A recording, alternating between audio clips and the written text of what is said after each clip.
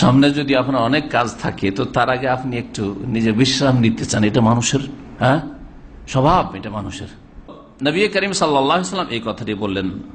একটা কারণ তাহলে হয়ে গেল যে লোকেরা গাফিল থাকে, আর গাফিলতির সময় আল্লাহর ইবাদত বন্দেগী বেশি বেশি করা, এ কথা রয়েছে যে গাফিলতির সময় দুনিয়া গাফিল আর আপনি ইবাদত বন্দেগী করছেন, তো এর গুরুত্ব রয়েছে। যে সময় লোকেরা গাফিল থাকে সে সময় আল্লাহকে আপনি ডাকেন, আল্লাহ ইবাদত বন্দেগী করেন, এর গুরুত্ব বেশি রয়েছে অনেক ক্ষেত্রে, শুধু এ রোজার ক্ষেত্রে না। শাবান মাসে অধিকাংশ লোক নফল রোজা রাখে না, নবী সাল্লাল্লাহু আলাইহি ওয়াসাল্লাম বলছেন গাফিল হয়ে থাকে। এই সময় আমি রোজা রাখি বেশি বেশি, কারণ এটা গাফিলতির সময়, দুনিয়া গাফিল থাকে, ইবাদত আমিও গাফিল থাকবো না, আমি করি। জি হ্যাঁ, এর গুরুত্ব বেড়ে যায়। যেমন আপনি যদি দিনে নফল নামাজ পড়েন, এক নফল, মাগরিব এশার মাঝখানে এমনি নফল নামাজ আপনি পড়ছেন, নফল নামাজ পড়ছেন, আপনি জোহর পর পড়ছেন, সকালবেলা পড়ছেন, আর কেউ রাত্রে পড়ছে, এশা পর অনেকে নামাজ পড়ে, কেউ লেট করে পড়ছে, কেউ সুন্নাতগুলি পড়ছে ইত্যাদি, অনেকে পড়ছে। কিন্তু রাত্রে যখন 12টা 1টা হয়ে যায়, বা রাত 11টা 12টা থেকে শুরু করে রাত 3টা 4টা পর্যন্ত, ফজর হওয়া পর্যন্ত, এই সময়টাই সারা বিশ্বের মানুষ অধিকাংশ ঘুমের ঘরে থাকে, নিদ্রায় ডুবে থাকে, আল্লাহর জিকির আজকার থেকে, ইবাদত বন্দেগী থেকে গাফিল থাকে। সেই জন্য এই সময়ে তাহাজ্জুদ আদায় করার সবচেয়ে বেশি ফজিলত, সবচেয়ে বেশি ফজিলত।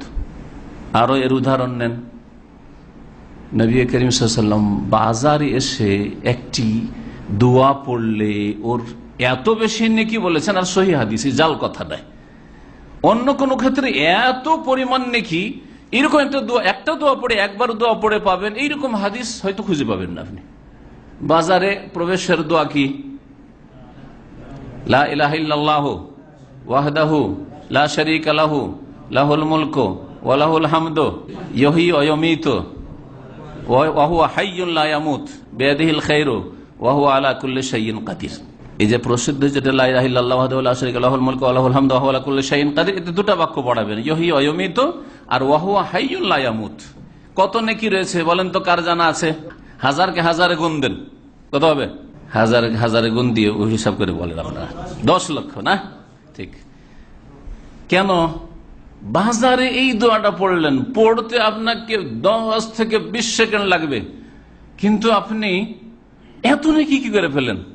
রহস্য, লোকেরা বাজারে গাফিল হয়ে রয়েছে আল্লাহ জিকির থেকে, ব্যবসায় মেতে রয়েছে, পয়সায় মেতে রয়েছে, কেউ পয়সা টানায় মেতে রয়েছে, যে কাস্টমার থেকে টানি, আর কেউ ভালো ভালো সামান এখান থেকে টেনে নিয়ে যায়, দিয়ে অন্য জায়গায় আরো লাভ করবো, কেউ কেনায় কেউ বেচায়, ব্যস্ত হয়ে রয়েছে গাফিল জিকির আজকার থেকে। আপনি সেখানে আল্লাহর জিকির আজকার করছেন, সেজন্য এত ফজিলত বেড়ে যায়।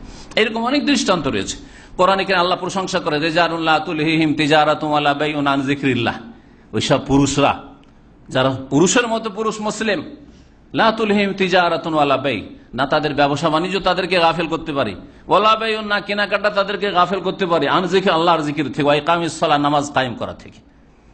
নামাজের আজান হলে সাথে সাথে দোকানপাট বন্ধ করে দিয়ে, কাজকর্ম বন্ধ করে দিয়ে নামাজে ছুটি আসে, এরা হচ্ছে মুমিন পুরুষ আসলে। আর যারা পয়সার পিছনে ছুটে, এরা কাপুরুষ, এরা কাপুরুষ, এদেরকে রিজাল আল্লাহ বলেন নাই। সুবিধাবাদী, কাস্টমার বেশি আছে এখন, পয়সার ইনকাম যথেষ্ট হবে, সুতরাং নামাজ বাদ, জামাত বাদ। নবী করিম সাল্লাল্লাহু আলাইহি ওয়াসাল্লাম